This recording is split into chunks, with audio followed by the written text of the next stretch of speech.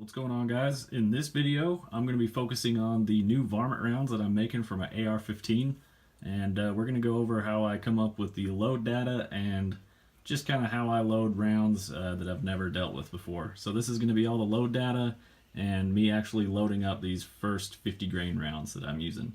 The bullet that I'm shooting is a Nosler 50 grain ballistic tip varmint, and it does have a small little bolt tail here. And I think these things will definitely destroy rabbits or the little desert gophers that hang out around where I shoot. So excited to start this, and let's go over the reloading process. The background noise you might hear is going to be from this heathen, so just disregard it. The reloading data that I have available to me is one of these books that condenses a bunch of 223 reload data books all into one and just gives me the info for the 223. I went through and found all the 50 grain bullets and then made a list of all the suggested powder charges for it with the powders that I'm looking to use. I also checked with Hornady and the Hodgdon data manual that came with my Lee Classic press. These first tests are going to be using Reloader 15 and Hodgdon Varmint, as I have hanging out in front of me. And then I created these lists from all those load data manuals. So for Varmint, here's a collection of what the suggested data is. Now do note that this is my interpretation of it, so don't just copy what I have in the video here. Down below I had some Reloader 15. This first charge is what I loaded some up to using this as a max, and it was actually incorrect data from Alliant. Now Alliant's website is calling for 26.3 grains, which is lower than both the rounds I had come up with for my first testing round. So I've still actually got those loaded up. At a later point I'm going to have to tear these down and reuse all the components. So definitely double check your data, even if you've already loaded them. It can definitely be dangerous, and I don't want to blow up my gun or just have any high pressure issues. So I'm actually going to completely rework all these loads for the Reloader 15. The ones for Varmint have already been loaded and they're ready to go. Now that I have my list put together, I went through and came up with 2 different charges for each powder, and I just made sure that it wasn't over any of the listed max charges. So what I came up with there is all my load data info. For instance, I'm using Federal case, a CCI 400 primer, an overall length of 2.240. I'm going to load up 4 rounds each. With Varmint, it's going to be 25 grains and 26 grains of powder, and with Reloader 15, it's going to be 24 grains and 25 grains of powder. Working up new charges, I keep them all organized in straight rows. I'm going to do 4 charges of each grain of powder, and then I just prime straight from the press. I use this little guy, just throw a primer right in there, and then I prime from the Lee press. I usually just throw my primers right out here, and then I go through one by one. Now before I prime any of my brass, I always take it and make sure I get a thorough look at it. I spin it around and check the neck for cracks. I check the case for cracks, and then I look in the primer pocket, make sure there's no dry tumbling media stuck in the flash hole. Then I just grab one of my little primers, throw it in the cup. Nice and easy, just using my fingers here at the bottom of the press so that I'm not using too much pressure. Once I feel the primer stop, I just give it a little bit more of a squeeze, and that's how I try and keep them as consistent as possible. Always check, make sure your primers are down below flush.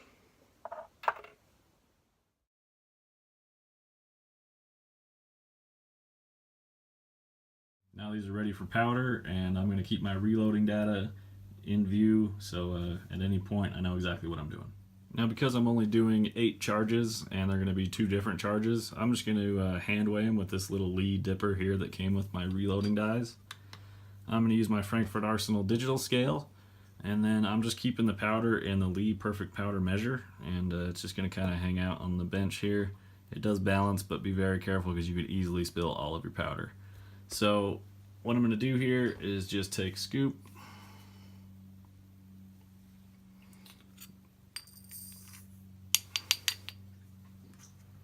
drop it on my scale. That's saying 21.5, I'm going for 24. And I can either trickle all the way up, or I could take my scoop and then add a little bit more powder. Let's get it up there. 23.8 is what it's saying now.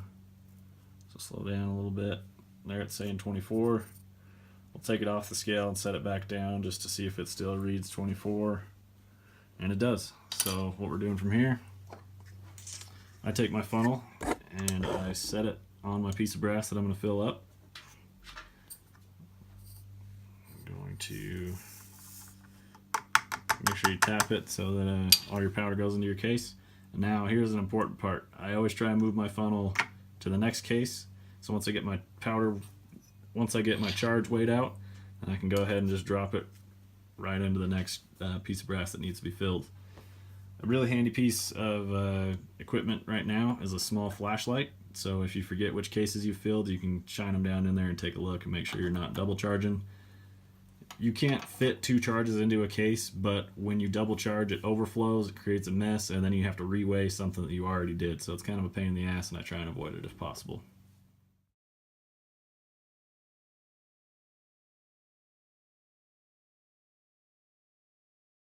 Here's a quick look at case fill using Reloader 15, and this is 24 grains.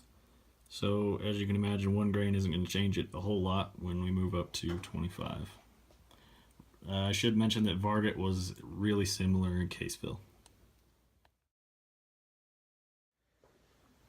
Now I have already previously found my overall length, and what I did was I took a previously made round, threw it in my shell holder, ran it up in the die, and then adjusted it down. So I'm already set up for overall length, so let's go ahead and seat some bullets. What I always do here is triple check that I have a powder charge in there. Go ahead and slide that over. Like I say, these bullets have boat tails, so they do help just a little bit trying to get my bullets seated straight. Maybe not this one. So then just nice and slow, run it up in the die.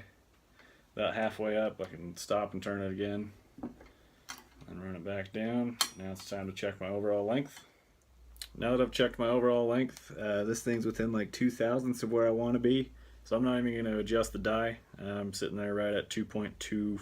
So that's totally acceptable. And then we're just going to go ahead and check for powder. Throw it in there. Grab a new bullet. Try and seat it in. Stop halfway through, rotate the shell. And go ahead and seat it. Pull it out. We're going to check overall length again. 2.241. Within 1/1000th. I do like this Lee seating die. It's a little tricky to get adjusted perfectly, but it does seat them consistently.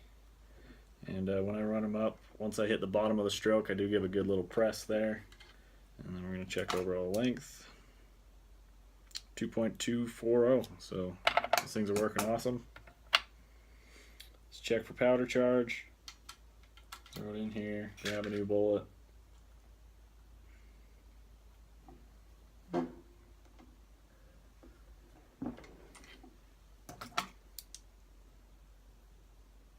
.241.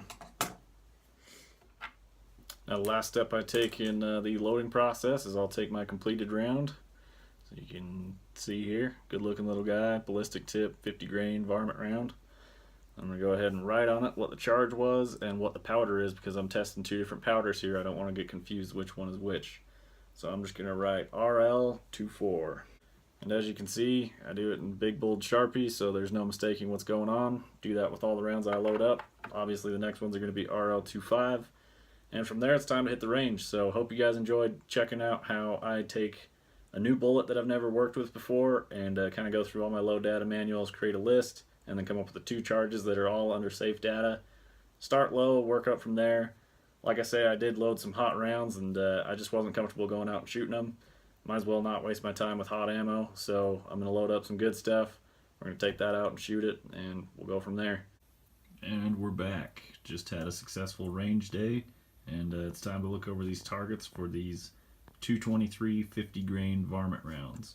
Let's have a look how they did. So the weather today was not the greatest that I've shot in. It was very windy, but by the time I was shooting these, it was a consistent wind direction, and the wind has mellowed down to 5 to 7 miles an hour. So let's have a quick look at how the primers look. On the left over here is Reloader 15. Nice and round. The Varmint is still nice and round, but just ever so slightly more flat than the Reloader 15. Outside of the primers, there's nothing to worry about there. Those are all good. So AR-15, 50 grains with 25 grains of Varmint, shot 1 inch. Not terrible, pretty decent. This is taking my time. I have a rear rest and a bipod, and then up to 26 grains of Varmint. Honestly, going into this, Varmint was my favorite. If I were to guess which one would have done better, it would have been Varmint. This one's up to 1.6 inches. These two right here are actually 2 shots, like I marked here, 4-shot group, just like up here, 4 shots. So let's take a look at the Reloader 15. And on the left with 24 grains, the reason it has a question mark next to it is because I forgot exactly which one it is. I'm pretty sure that this would be the 24. So the 50 grain, 24 grains of Reloader 15, 1.05 inches, and it's mostly horizontal. So the vertical dispersion is very low, telling me that these are good consistent rounds. Moving over to 25 grains. We're going down to 0.45 inches with a 4-shot grip there. This looks really awesome.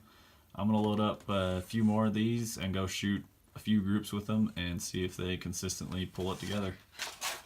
So that's how this first video of the Varmint series is going to wrap up. I'm just going to put the intro, loading, and first results all into one video. Let me know if you like that format. I may try and do more like that if I can fit all of the video into one time frame. Appreciate you guys watching. Go ahead and subscribe, follow along, and we'll go ahead and verify that this round will continue shooting well for us.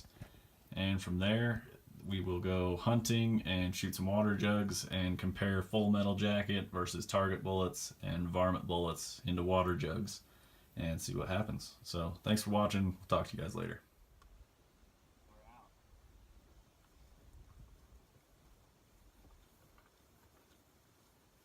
I don't know why, but it didn't like those first. Sometimes they don't like the crappier bullets.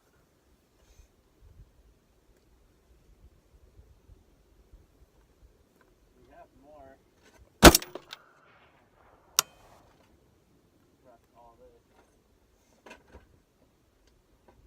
Want to shoot this thing?